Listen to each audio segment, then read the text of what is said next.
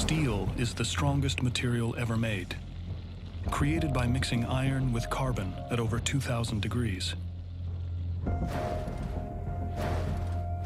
The problem is it's extremely expensive and difficult to mass produce.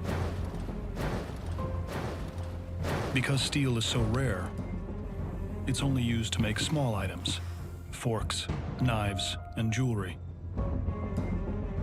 No one has ever tried to use steel to build a structure this big, until now. He's looking into the future. He looks across the Mississippi and he sees a bridge. And he's able to see that future and then willing to have enough confidence in his vision to put everything he's got into it. And he's willing to convince others that he knows what that future is going to be. In order to complete the bridge, Carnegie needs to find a way to make a massive amount of steel. He spent a lot of time traveling. He would go to steel mills. He would meet with chemists to figure out, how do you make this steel? English inventor Henry Bessemer has created a device that cuts the time to manufacture a single steel rail from 2 weeks to 15 minutes.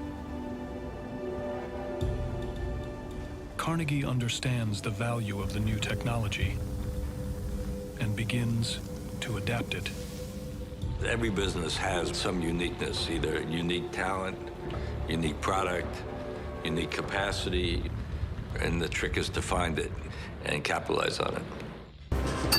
The railroads are looking to replace their bridges and rails with steel. But Carnegie can't produce enough of the new material to fill all the orders. He needs to increase his capacity. And to do that, he needs to raise additional funds. So he turns to his old mentor, Tom Scott. With his help, Carnegie raises over $21 million in today's money. And with it, he builds his first steel plant. He sees the future, and he is willing to invest where few other American entrepreneurs are willing to invest, in these gigantic new plants. Sprawled over 100 acres just outside of Pittsburgh, Carnegie's steel mill is the largest in the nation, capable of rolling out 225 tons of steel a day. You have to believe, if you're Carnegie, that you're going to have multiple years of growth where steel is important. The faith and optimism that someone like Carnegie had is just off the charts versus what we see now. With the new plant, Carnegie can supply as much steel as the country needs and make himself a fortune.